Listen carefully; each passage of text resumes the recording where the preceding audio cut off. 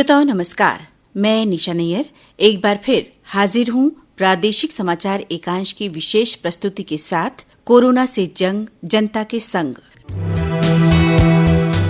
श्रोताओं, मंगलवार 12 मई की रात एक बार फिर माननीय प्रधानमंत्री नरेंद्र मोदी ने राष्ट्र को संबोधित किया। उन्होंने कोरोना वायरस महामारी को देखते हुए 20 लाख करोड़ रुपए से अधिक की राशि का विशेष आर्थिक पैकेज घोषित किया। उन्होंने कहा कि इस पैकेज से देश की आबादी के हर वर्ग को राहत मिलेगी। कोरोना संकट से जुड़ी जो आर्थिक घोषणाएं की थी, जो रिजर्व बैंक के फैसले थे और जिस आर्थिक पैकेज का ऐलान हो रहा है, उसे जोड़ दें तो ये करीब करीब 20 लाख करोड़ रुपए का है। इन सबके जरिए देश के विभिन्न वर्गों को, आर्थिक व्यवस्था की कड़ियों को 20 लाख करोड़ रुपए का संबल मिलेगा, सपोर्ट मिलेगा। राष्ट्र को संबोधित करते हुए माननीय प्रधानमंत्री ने कहा कि कोविड-19 के बाद भी दुनिया में आत्मनिर्भर भारत बनना जरूरी है। उन्होंने इस बात पर जोर दिया कि भारत की आत्मनिर्भरता अर्थव्यवस्था, ढांचागत क्षेत्र, जनसांख्यिकी और मांग पर आधारित होगी। आत्मनिर्भर भारत की ये भव्य इमारत 5 पिलर्स पर खड़ी होगी। पहला पिलर इकोनॉमी, एक ऐसी इकोनॉमी जो इंक्रीमेंटल चेंज नहीं बल्कि क्वांटम जंप लाए। दूसरा पिलर इंफ्रास्ट्रक्चर, जो आधुनिक भारत की पहचान बने। तीसरा पिलर एक ऐसा सिस्टम जो 21वीं सदी के सपनों को साकार करने वाली टेक्नोलॉजी ड्रिवन व्यवस्थाओं पर आधारित हो। चौथा पिलर हमारी वाइब्रेंट डेमोग्राफी, हमारी ताकत है। पांचवा पिलर डिमांड और सप्लाई चेन का जो चक्र है, जो ताकत है, उसे पूरी क्षमता से इस्तेमाल किए जाने की जरूरत है। प्रधानमंत्री ने जोर दिया कि आत्मनिर्भरता वैश्विक प्रतिस्पर्धा के लिए आवश्यक है। उन्होंने कहा कि कोरोना महामारी ने हमें स्थानीय बाजार और स्थानीय आपूर्ति प्रणाली के महत्व को दिखा दिया। कोरोना संकट ने हमें local manufacturing, local market, local supply chain, इसका भी महत्व बराबर समझा दिया है। संकट के समय में लोकल ने ही हमारी डिमांड पूरी की है। लोकल सिर्फ जरूरत नहीं बल्कि हम सबकी जिम्मेदारी है। समय ने हमें सिखाया है कि लोकल को हमें अपना जीवन मंत्र बनाना ही होगा। इसलिए आज से हर भारतवासी को अपने लोकल के लिए वोकल बनना है। न सिर्फ लोकल प्रोडक्ट्स खरीदने हैं बल्कि उनका गर्व से प्रचार भी करना है। केंद्रीय वित्त मंत्री निर्मला सीतारमण ने कहा है कि प्रधानमंत्री द्वारा घोषित 20 लाख करोड़ रुपए के पैकेज से आर्थिक विकास को बढ़ावा मिलेगा और आत्मनिर्भर भारत के निर्माण में मदद मिलेगी। केंद्रीय वित्त मंत्री ने आर्थिक पैकेज की जानकारी देते हुए ये भी बताया कि इस पैकेज को आत्मनिर्भर भारत अभियान का नाम दिया गया है। उन्होंने कहा कि इस अभियान का उद्देश्य स्थानीय ब्रांड वाले उत्पादों को विश्व स्तर पर सामने लाना है। वित्त मंत्री ने आत्मनिर्भर भारत अभियान के लिए 15 उपायों की घोषणा की। इसके तहत मध्यम, लघु और कुटीर उद्योगों को बिना किसी गारंटी के 4 साल की अवधि के लिए ऋण दिया जाएगा। इसके लिए 3 लाख करोड़ रुपए का प्रावधान किया जाएगा। इस ऋण में ऐसे उद्योगों को पहले 12 महीने मूलधन या ब्याज नहीं चुकाना होगा। इससे लगभग 45 लाख लघु और कुटीर उद्योगों को फायदा पहुंचेगा। प्रधानमंत्री की इस घोषणा का उद्योग जगत ने भी स्वागत किया है। हमारे प्रदेश की इस्पात नगरी भिलाई के कुछ उद्योगपतियों ने आकाशवाणी समाचार से बात करते हुए कहा। मैं श्याम अग्रवाल, मेरी MSME यूनिट है फाइन इंजीनियर्स के नाम से, और मैं भिलाई स्टील प्लांट का सहायक उद्योग भी हूँ। अभी जो केंद्रीय मंत्रालय की तरफ से, MSME मंत्रालय की तरफ से 3 लाख करोड़ का जो पैकेज अनाउंस हुआ है, ये बहुत ही खुशी की लहर इससे दौड़ गई है और हम सब लोग इसकी प्रतीक्षा ही कर रहे थे कि कोई न कोई सहायता मिलनी चाहिए। अब आगे ये कैसे इम्प्लीमेंट होता है उस पर हमारी यूनिट और उसका व्यू देखेगी। बैंक कितना सपोर्ट करते हैं। हम चाहते हैं कि बैंक जो है, हम भिलाई स्टील प्लांट से जो ऑर्डर मिलता है, जो उस ऑर्डर पर देखकर केवल परचेज ऑर्डर की कॉपी लेकर हमको लोन प्रोवाइड करे, ज्यादा कागज की डिमांड न करे, क्योंकि अभी बिल्कुल रुग्ण अवस्था में है। ये कोविड-19 महामारी आने से पहले से ही रुग्ण अवस्था में थे और ये महामारी ने और भी ज्यादा स्थिति बदतर कर दी है। अगर बैंक अभी सहायता करेंगे हमारी, मंत्रालय को इस बारे में बिल्कुल विशेष हिदायत बैंकों को दी जानी चाहिए कि बिल्कुल कम से कम पेपर लेके बैंक एमएसएमईज को लोन दिया जाए, ताकि हम जो काम हमारा बिल्कुल रुक गया है वो तेज गति पकड़ सके। और हम ये भी चाहते हैं मंत्रालय से कि हमने जो अभी इस बीच में पीरियड का जो लेबर्स को पेमेंट दिया है उसमें भी हमें छूट दी जाए।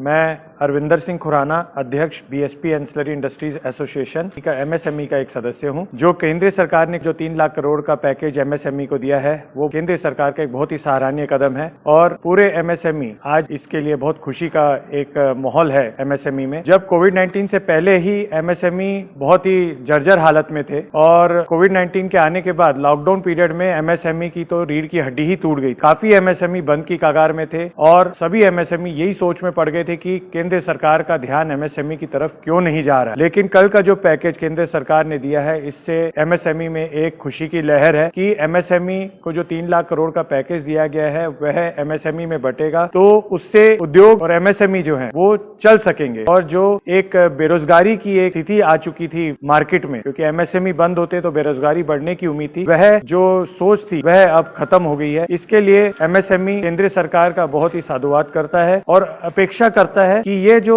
एमएसएमई का पैकेज है ये जल्द से जल्द एमएसएमईज में बांटा जाए। और बहुत सी अपेक्षाएं एमएसएमई की केंद्र सरकार से हैं, जैसे कि जो ये लोन बैंक के द्वारा दिए जा रहे हैं, बैंक उनको पूरे एमएसएमईज को लोन जल्द से जल्द प्रोवाइड करे, ताकि जो कम कागजी कार्रवाई में जल्द से जल्द लोन प्रोवाइड करे, ताकि एमएसएमई अपना जो समाधान, उद्योगों का समाधान है वो कर सके। तो ये पैकेज जब आएगा तो एमएसएमई इससे अपने कुछ जो तकलीफें हैं वो कम कर सकेंगी और बैंक के लोन की जो इंटरेस्ट है उसको खत्म किया जाए। ये एक एमएसएमई की अपेक्षा केंद्र सरकार से रहेगी। पूरे एमएसएमई की तरफ से केंद्र सरकार को बहुत बहुत साधुवाद, धन्यवाद।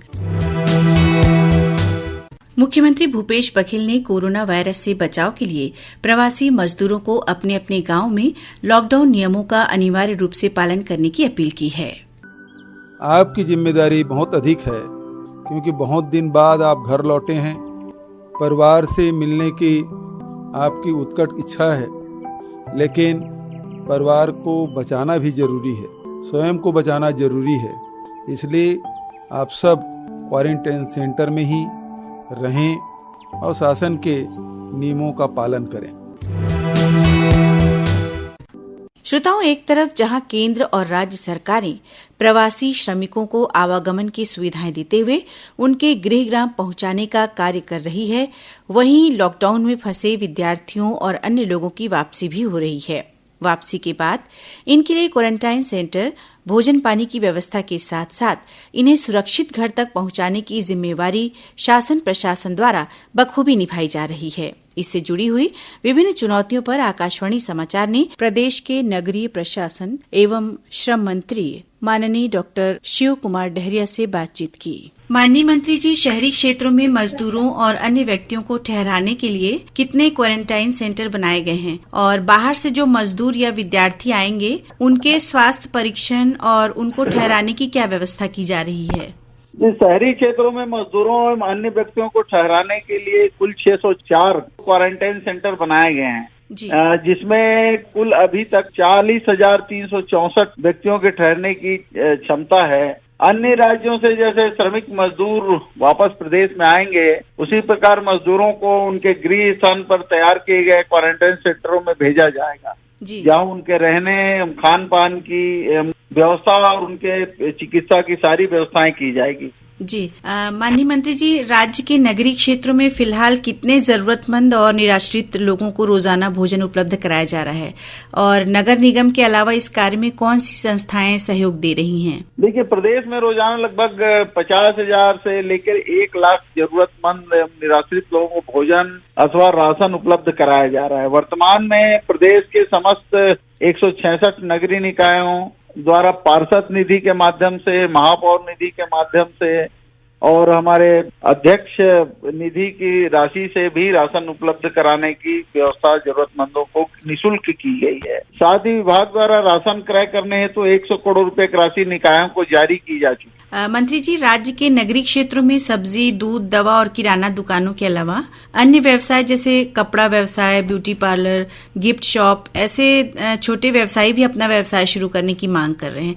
तो इस बारे में सरकार क्या निर्णय ले रही है? देखिए, प्रदेश में सब्जी व्यवसाय, दूध, दवा, किराना दुकानों प्रारंभ से ही भारत सरकार एवं स्वास्थ्य विभाग के गाइडलाइन अनुसार नियमानुसार संचालित की जा रही है।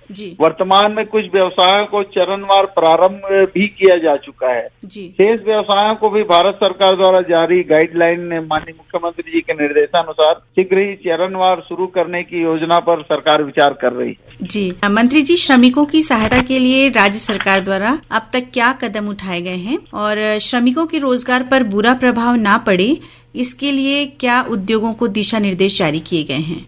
निश्चित रूप से राज्य स्तर पर 24 घंटे 7 दिन के लिए हेल्पलाइन नंबर स्थापित किया गया है, जिसके नंबर भी आप चाहें तो मैं बता सकता हूँ जी। 244389 91098 4992 ये स्थापित किया गया है। इसके अलावा दिनांक 20/4/2000 के पश्चात छोटे बड़े लगभग 1234 कारखाने को प्रारंभ किया गया है, जिसमें मजदूरों को रोजगार के अवसर उपलब्ध हो रहे हैं। लॉकडाउन के द्वितीय चरण दिनांक 20/4 के पश्चात 11/5/2020 तक शासन द्वारा छूट प्रदत्त गतिविधियों में औद्योगिक क्षेत्रों में कुल 94,015 श्रमिक पुनः कार्य पर वापस लौट चुके हैं, जिनको काम दिया गया है। सभी परिचालित कारखानों में मास्क, सैनिटाइजेशन की व्यवस्था, सामाजिक फिजिकल डिस्टेंसिंग, थर्मल स्कैनिंग आदि की व्यवस्था सुनिश्चित कर कार्य कराए जा रहे हैं। रायपुर जिले में स्थित कारखानों में प्रबंधकों को निर्देश दिए जाकर 22,266 श्रमिकों को रुपए 33,48,20,714 रुपए वेतन भुगतान भी कराया गया है। लॉकडाउन के दृष्टिगत श्रमिकों एवं कर्मचारियों तथा मजदूरी, वेतन भुगतान, वेतन कटौती तथा कार्य से पृथक किए जाने इत्यादि शिकायतें, औद्योगिक विवादों के संबंध में शीघ्र आवश्यक कार्रवाई करने हेतु श्रमायुक्त महोदय द्वारा प्रकोष्ठ का गठन किया गया है, जिनके द्वारा सभी जिलों से परस्पर समन्वय करते हुए प्राप्त शिकायतों का निराकरण किया जा रहा है। जी मंत्री जी, लॉकडाउन के दौरान राज्य में बंद हुए छोटे बड़े उद्योगों को चालू करने के लिए क्या कदम उठाए जा रहे हैं और किस तरह के उद्योगों को फिलहाल फिर से शुरू करने के लिए दिशा निर्देश जारी किए गए हैं? और साथ ही ये भी बता दीजिए कि उद्योगों को पुनः शुरू करने के दौरान कोई दुर्घटना ना हो, इसके लिए भी क्या कोई दिशा निर्देश दिए गए हैं? जी हाँ, कारखाने प्रारंभ के पूर्व समस्त जो लिफ्टक machine, gas pipeline, gas chamber, खतरनाक रासायनिक भंडारण स्थल आदि समस्त खराब मशीन की जांच एवं मेंटेनेंस उपरांत ही कारखाना प्रारंभ करने के दिशा निर्देश जारी किए गए हैं। सुरक्षा के दृष्टिकोण से कारखानों का संचालन क्रमबद्ध रूप से करें ताकि किसी भी प्रकार की दुर्घटना से बचा जा सके। साथ ही साथ भारत सरकार एवं स्वास्थ्य विभाग के द्वारा जारी किए गए गाइडलाइन के अनुरूप विभिन्न दिशा निर्देश भी दिए गए हैं।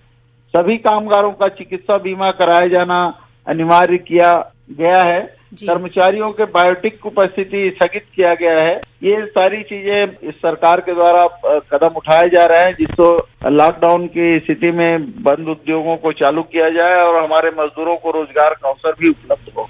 जी मंत्री जी, कोरोना वायरस की रोकथाम के लिए नगरीय क्षेत्रों के विभिन्न इलाकों में खासतौर से सार्वजनिक स्थानों को सैनिटाइज कराना जरूरी होता है, तो इसके लिए क्या कदम उठाए जा रहे हैं?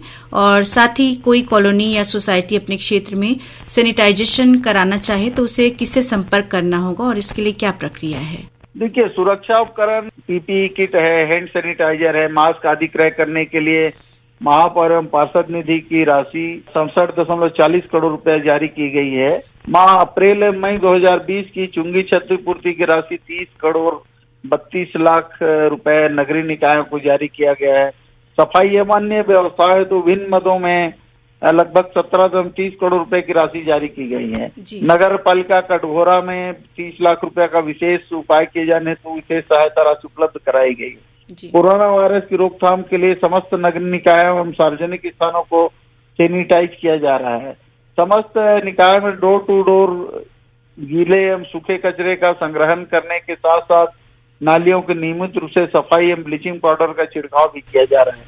अगर कोई कॉलोनी या सोसाइटी अपने क्षेत्र में को सैनिटाइजेशन कराना चाहते हैं तो संबंधित नगरीय निकाय में संपर्क कर सकते हैं। आवश्यकता होने पर नगर निकाय द्वारा संबंधित सोसाइटी या कॉलोनी में सैनिटाइजेशन किया जाएगा। बहुत बहुत धन्यवाद मंत्री जी। श्रोताओं, आकाशवाणी समाचार ने श्रमिकों की कुछ समस्याओं का समाधान टेलीफोनिक करवाने का प्रयास किया है। श्रमिकों ने सीधे बात की प्रदेश के श्रम विभाग के सचिव सोनमणि बोरा से। हेलो, मैं लव तिवारी बोल रहा हूँ, ग्राम बार गांव से बोल रहा हूँ, जांजगीर चांपा। मेरा सवाल है, मजदूर जैसे ट्रेन से आ रहे हैं तो जैसे संक्रमित हैं उसके लिए इलाज की क्या व्यवस्था है? जी, बहुत ही बढ़िया प्रश्न तिवारी जी का। पहली बात तो ये है कि दो प्रकार से प्रवासी श्रमिक जो है छत्तीसगढ़ में वापस आ रहे हैं। पहली बात है कि जो छत्तीसगढ़ शासन द्वारा निःशुल्क रूप से जो ट्रेन लगाई गई है या बस सेवा लगाई गई है उसमें जो बैठ के आ रहे हैं तो उनका ट्रेन में या बस में बैठने से पहले उनका एक बार स्क्रीनिंग होता है। स्क्रीनिंग में यदि उनको लक्षण नहीं पाए जाते हैं तभी उनको बैठने दिया जाता है। छत्तीसगढ़ पहुंचने के बाद रेलवे स्टेशन में आपने देखा होगा हमारे सारे बूथ लगा हुआ है, मेडिकल टीम लगा हुआ है। ये फिर से उनका स्वास्थ्य जांच करते हैं, स्क्रीनिंग करते हैं। स्क्रीनिंग में यदि लक्षण नहीं पाए जाते हैं तब उनको सीधा हमारे जो वाहन है वहां बैठा के जिस गांव का है, जिस ग्राम पंचायत का है, जिस ब्लॉक का है वहां पे जो क्वारंटाइन सेंटर बनाए गए हैं उस क्वारंटाइन सेंटर तक ले जाते हैं। जो ऐसे यात्री जो लक्षण युक्त पाए जाते हैं, जो कोविड-19 के लक्षण के अनुसार यदि पाए जाते हैं तो ऐसे श्रमिक या लोगों को तुरंत जो है पृथक किया जाता है। उनका क्वारंटाइन सेंटर अलग होता है और वहां पे उनका सबसे पहले कोविड-19 का टेस्ट होता है। तो टेस्ट आजकल जल्दी भी हो जाता है, लेकिन जैसे होता है कि 24 घंटे के भीतर या 48 घंटे के भीतर कोविड टेस्ट का उनका जैसे रिजल्ट आ जाते हैं, रिजल्ट यदि निगेटिव आता है तब भी उनको क्वारंटाइन सेंटर भेज दी जाती है और यदि पॉजिटिव आता है तो तुरंत हमारे लिए कोविड हॉस्पिटल जो है वहां पे उनका इलाज कराया जाएगा। दूसरी प्रकार के जो श्रमिक हमारे छत्तीसगढ़ में वापसी कर रहे हैं वो निजी साधन से, जो हमारे बॉर्डर क्रॉस करके निजी साधन से, या कुछ लोग आपने देखा होगा पैदल भी पहुंच गया है, तो ऐसा लोगों को भी बॉर्डर में हमारे जो चेक पॉइंट है वहां पे भी स्क्रीनिंग होता है। स्क्रीनिंग में यदि लक्षण नहीं पाए जाते हैं तो उनको हमारे छत्तीसगढ़ शासन ने वहीं पे खाने पीने का, ठहरने का और उनके अपने जिले तक ले जाने का व्यवस्था करके रखी है। तो वहां पे उनको ले जाके फिर से क्वारंटाइन की जाती है। यदि बॉर्डर में ही लक्षण पाए जाते हैं तो उसका फिर से क्वारंटाइन अलग से किया जाता है, कोविड-19 का टेस्ट की जाती है और टेस्ट के परिणाम के अनुरूप आगे की जो है जो प्रोटोकॉल है उसके अनुसार की जाती है। कुल मिलाकर मैं कहना चाहूंगा तिवारी जी, छत्तीसगढ़ शासन ने जो स्वास्थ्य मंत्रालय और गृह मंत्रालय का जो दिशा निर्देश है, जो SOP है, उसको पूरा 100% पालन जो है छत्तीसगढ़ में कराया जाता है, बहुत कड़ाई से कराया जाता है। और इसके लिए हमारे मेडिकल टीम और हमारे जो जिला प्रशासन है, हमारे जो व्यवस्था में लगे हुए अधिकारी जो टीम है, ये बहुत ही सजग है और सतर्क है। और इसमें हमारे श्रमिक के द्वारा भी और अन्य लोगों के द्वारा भी बहुत हमें जो है सहयोग मिल रहा है और हम उम्मीद करेंगे कि ऐसा सभी व्यक्ति जो छत्तीसगढ़ में बाहर से आके प्रवेश कर रहे हैं उनका प्रारंभिक जांच होना ही है। प्रारंभिक जांच के बाद क्वारंटाइन किया जाना है। क्वारंटाइन में के बाद ही जो है वो अपना, कुछ लोगों को हम घर में भी क्वारंटाइन करने का परामर्श देते हैं, उसका निगरानी भी हम लोग करते हैं। और अधिकांश जो प्रवासी श्रमिक है इनको हम लोग क्वारंटाइन सेंटर में करते हैं, तो 14 दिन के करने के बाद ही वो अपने घर जा पाएंगे। इन निगरानी में मैं तिवारी जी सभी लोगों से अपील करूंगा कि सभी व्यक्ति जो बाहर से आए हैं वो चाहे वो घर में क्वारंटाइन हो या हमारे केंद्र में क्वारंटाइन हो, इस पर भी आप लोग निगरानी रखिए। यदि कहीं कुछ चूक हुए तो ये जरूर जिला प्रशासन के सामने तो तत्काल लाए। मैं पामगढ़ क्षेत्र से अशोक कुमार साहू बोल रहा हूँ। मेरा एक ही सवाल है, जो बाहर जिनका पंजीयन नहीं हुआ है, जो बाहर गए हैं पलायन में, जो मजदूर छूट गए हैं, उनको लाने के लिए क्या व्यवस्था है? जी किशोर जी, आपका प्रश्न पूरा मैं समझ नहीं पाया हूँ, लेकिन जो मैं समझ पाया हूँ कि जिन लोगों ने जो बाहर में फंसे हुए हैं उन्होंने यदि रजिस्ट्रेशन नहीं किया है तो उनको क्या होगा। मैं कहना चाहूंगा कि हम लोगों ने, छत्तीसगढ़ शासन ने आप लोग के सहायता के लिए 7 नंबर जारी किया है। उसके अतिरिक्त अलग अलग और नंबर जारी किया है। सभी डिस्ट्रिक्ट में हेल्पलाइन नंबर जारी की गई है। आप वहां पे फोन करके भी अपना नाम दर्ज करा सकते हैं और ये इसमें 3 से 4 मिनट समय लगता है, क्योंकि हमारा एक प्रपत्र है, उस प्रपत्र को भरना पड़ता है इसमें, जहां पे आपके डिटेल है। और ऐसे ही आप ऑनलाइन भी रजिस्ट्रेशन कर सकते हैं हमारे वेबसाइट में जाके। उसका भी लिंक ऑलरेडी आपके जानकारी में है। हमारे छत्तीसगढ़ शासन के जो श्रम विभाग के जो वेबसाइट है वहां पे लिंक है, तो वहां जाके आप सीधा अपने पंजीयन कर सकते हैं। इसके अलावा भी जहां आप है, सपोज आप लखनऊ में है, सपोज आप प्रयागराज जिले में है, तो वहां की जो डीएम ऑफिस है, कलेक्टर ऑफिस है, वहां पे भी आप आवेदन कर सकते हैं, नाम लिखवा सकते हैं। क्योंकि जब ट्रेन चलेगी या बस वहां से चलेगी तो वो सूची जो है मुख्य रूप से जो है वहीं के डीएम ऑफिस से ही तैयार की जाती है और वो हमारे जो ऑनलाइन रजिस्ट्रेशन है या डीएम ऑफिस में, कलेक्टर ऑफिस में जो आवेदन लोगों ने किया है उनको मिलान होता है और उसमें एक लिस्ट बनती है। क्योंकि आप जानते हैं एक ट्रेन में 1400, 1500 या 1600 तक जो है लोगों को ला सकते हैं, तो आवेदक ज्यादा है, तो इसीलिए लिस्ट बनाना पड़ती है और ये वहीं से होता है। तो उस लिस्ट में आपका नाम जो है आना जरूरी है और इसके लिए आपको कहीं ना कहीं आपका नाम को दर्ज कराना होगा। हेलो नमस्कार, ओम प्रकाश चंद्रवंशी, राम झलमला, वो सिचेली थाना पिपरिया, जिला कबीरधाम।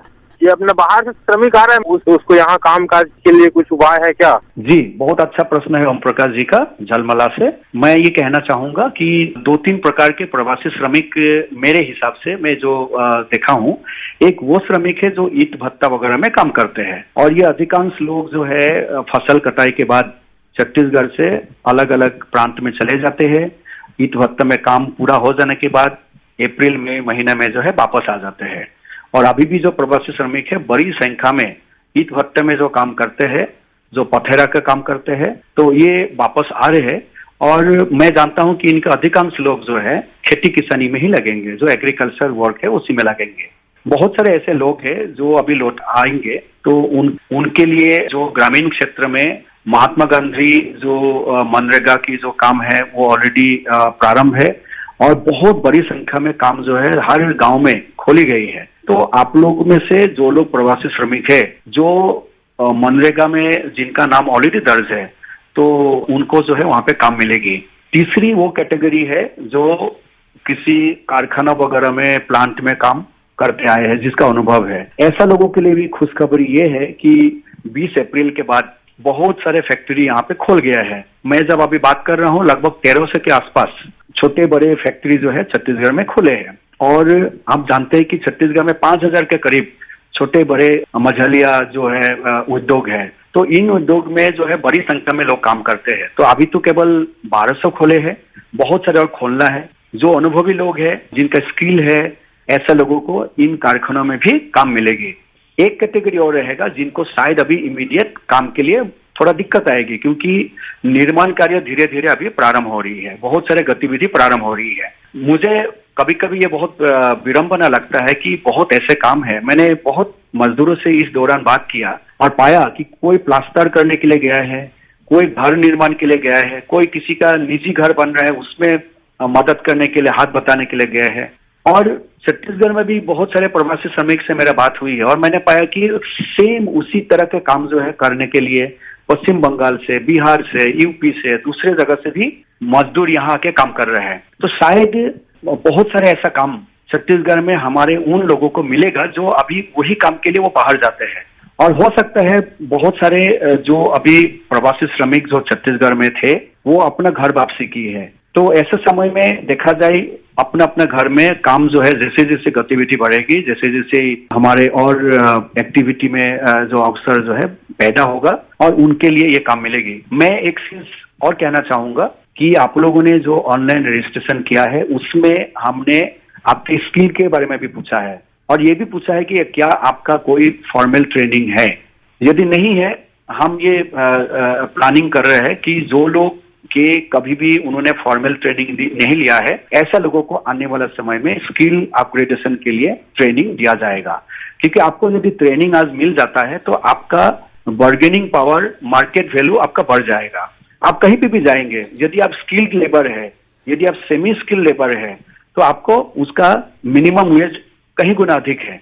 यदि सामान्य रूप से केवल काम करने के लिए आप बाहर जाएंगे तो आपको काफी कम मिलेगा। तो ये छत्तीसगढ़ शासन का मंशा है कि इस दौरान जो वापस हमारे मजदूर भाई बहन वापस आ रहे हैं, इनको हम उनका जो कौशल है उसका उन्नयन हम करेंगे, उनको अपडेटेशन करके आगे के लिए तैयार करेंगे। इसके साथ साथ बहुत सारे ग्रामीण क्षेत्र में हमारा अवसर पैदा हो रहा है, कृषि में हो रहा है, कृषि आधारित उद्योग में हो रहा है, हमारे जो अन्य जो बहुत सारे सेक्टर है, इन सेक्टर में भी जो है बहुत सारे अवसर है। तो मुझे उम्मीद है कि जो लोग हमारे भाई बहन श्रम शक्ति जो अब दूसरे स्टेट में जाके उनके विकास में जो अग्रणी भूमिका अदा करते आए हैं, उन्हीं में से काफी मजदूर भाई बहन जो है अब वापस यहाँ आ रहे हैं और ये भी जो है छत्तीसगढ़ के तरक्की में, छत्तीसगढ़ के विकास में, प्रगति में अपना अहम भूमिका अदा करेंगे।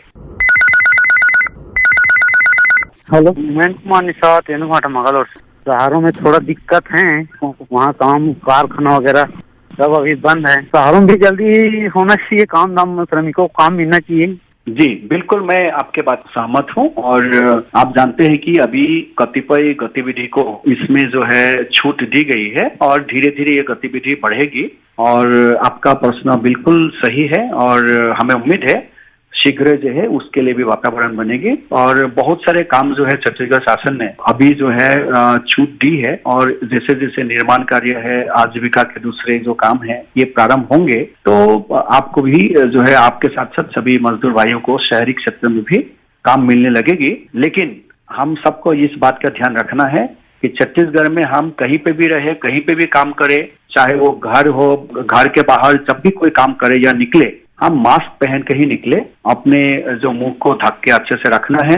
दूसरी बात, सोशल डिस्टेंसिंग हमें कायम करना है और जो कोविड-19 का संक्रमण है उसको रोकना है और लॉकडाउन से जो हम लोग सब प्रभावित हुए हैं तो इसको उबरने में थोड़ा समय लगेगी, लेकिन हम लोग जिस धीरता के साथ इस महामारी का मुकाबला किया है ये काबिले तारीफ है और हम उम्मीद करते हैं कि सभी लोग जो है समन्वित एक प्रयास करेंगे, एक दूसरे का सहारा बन के इस संकट से हम उभरेंगे, कोविड-19 को भी मार देंगे और साथ ही साथ जो है एक ऐसा वातावरण बनाएंगे जिसमें नए नए अवसर सृजन होंगे, रोजगार पैदा होंगे और छत्तीसगढ़ के हमारे जो श्रम शक्ति है उनको छत्तीसगढ़ में ही अधिक से अधिक काम मिलने लगेंगे और हमारे छत्तीसगढ़ के तरक्की में नई छत्तीसगढ़, नवा छत्तीसगढ़ के निर्माण में हमारे श्रम शक्ति जो है बहुत ही महत्वपूर्ण भूमिका अदा करेंगे, ऐसा मैं विश्वास रखता हूं और मैं इस कार्यक्रम के लिए विशेष रूप से आकाशवाणी को, आपको और सभी मजदूर भाई बहनों को जिन्होंने यहाँ प्रश्न पूछे और सुने, श्रोता को बहुत बहुत साधुवाद देना चाहूंगा। श्रोताओं, कार्यक्रम की आज की कड़ी से चलते चलते आपसे यही कहना चाहेंगे कि केंद्र और राज्य सरकारों की रियायतों के बावजूद कोरोना की इस जंग से हम सबको दिशा निर्देशों का पालन करते हुए लड़ना है।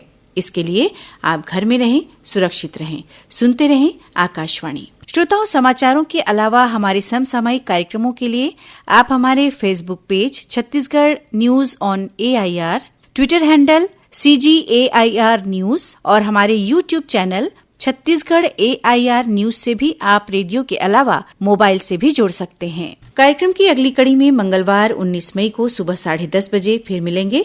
तब तक के लिए दीजिए अनुमति। नमस्कार।